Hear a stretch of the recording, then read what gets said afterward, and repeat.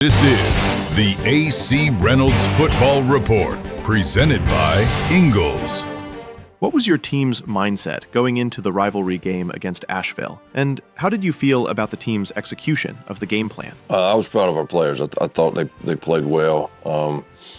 There were, as a coach, there's things that we found that we would have liked to have done better. We felt like we had a couple chances to close the game out a little earlier than we did, but our kids played hard, and I thought we handled certain in-game situations much better than we had done the previous week. And our goal since the open week has been to try and continue to improve steadily each week, and so far we've been able to do that. And we got to keep doing it. We got to keep going. Your defense had a huge night with 5 sacks, with Alex Fitzgerald and Caden Gressel leading the way. How key was the defensive pressure in securing the 26-7 victory? It's big. Asheville has got some really good skill guys. I think they're a young team right now. They've got a lot of talented young guys, and one of our things was we wanted to try to make them uncomfortable. And for a lot of those guys, it was their first Asheville Reynolds game, and we wanted to put them in situations where they were uncomfortable. They've got a talented young quarterback. And the last thing we wanted was him to be comfortable. So us being able to get home with some of our pressures and kind of keep him on his toes a little bit, I think it had a lot to do with us being able to win the ball game. Jaden Smith and Tyvon Patterson-Davis had a great night on the ground, combining for almost 200 yards.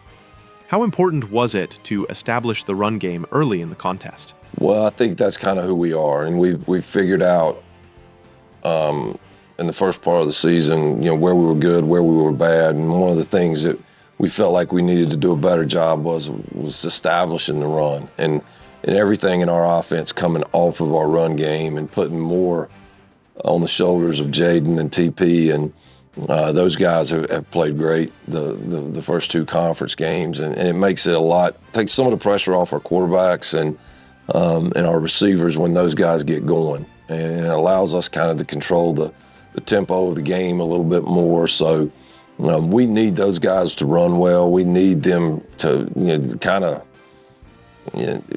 you're shooting for around 250 between those two. If we can get that from them every Friday night, we feel like a lot of our offense will be available to us. Beyond the stats, what were some of the key plays or moments that you think swung the momentum in your favor against the Cougars? Well, I think what you talked about earlier, the pressure.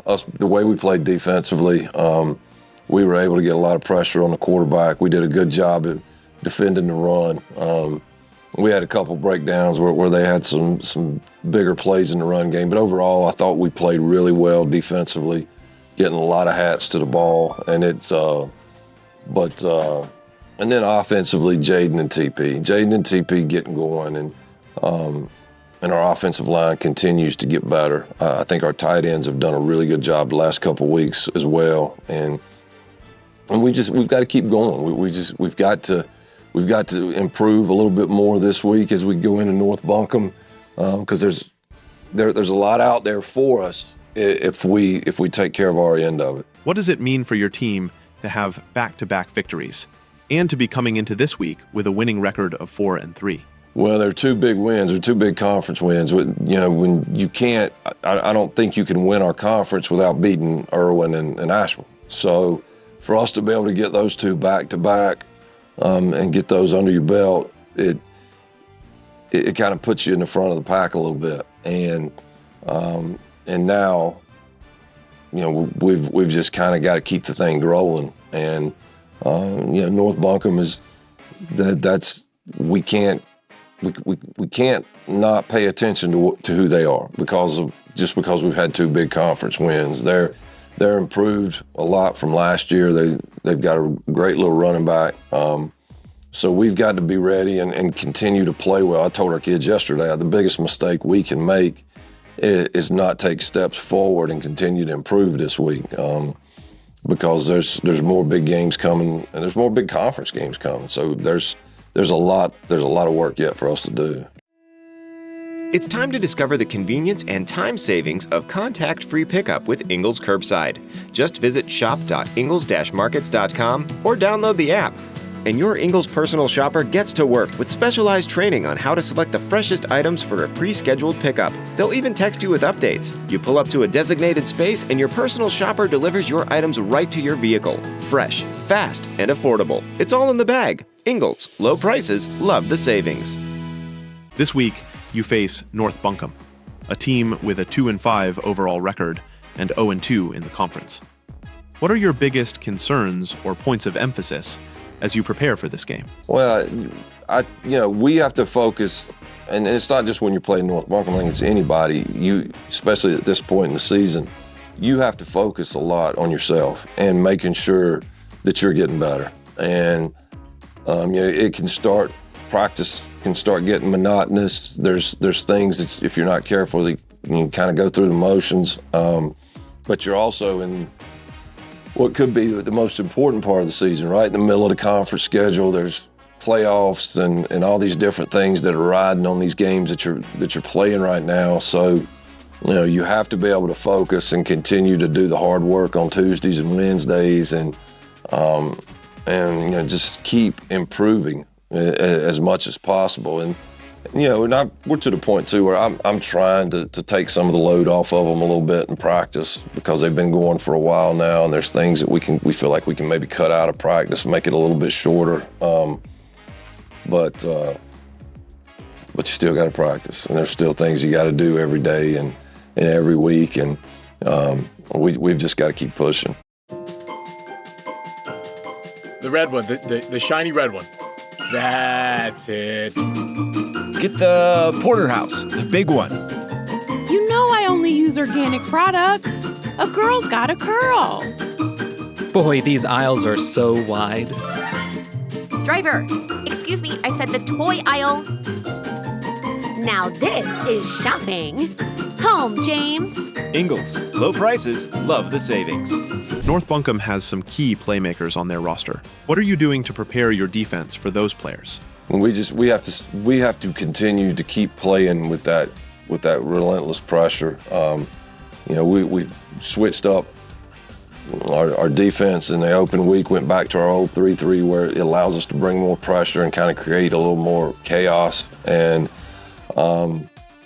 I think with that, it causes problems for offensive lines, because they're not sure exactly where everybody's going to be when the ball snapped. And and obviously for them to run the football the way they want to, they've got to be able to block us. And if we can continue to play fast and create those mismatches and pressure situations, then we feel like we can maybe control their running game a little bit. But he's good, and he's going to get his yards. I think we just have to make sure that they don't turn into touchdowns. A win this Friday would keep you on an undefeated path in conference play.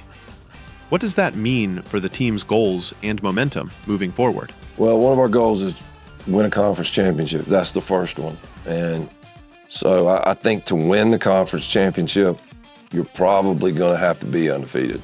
I don't know. We'll see what happens in the next couple of weeks. Robertson's playing really well right now.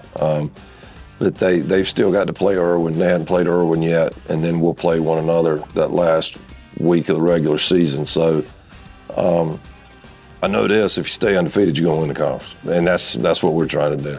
What do you see as the key to success in this game, particularly on the offensive side of the ball? Just minimizing mistakes. We're playing much better on the offensive side, but we're still making some mistakes. That last week it was penalties. We got 2 or 3 holding penalties that killed drives. We've got to get away from that, and that's the biggest thing. I didn't feel like Asheville stopped us as much Friday night as we stopped ourselves with some dumb penalties, and we've got to get away from that.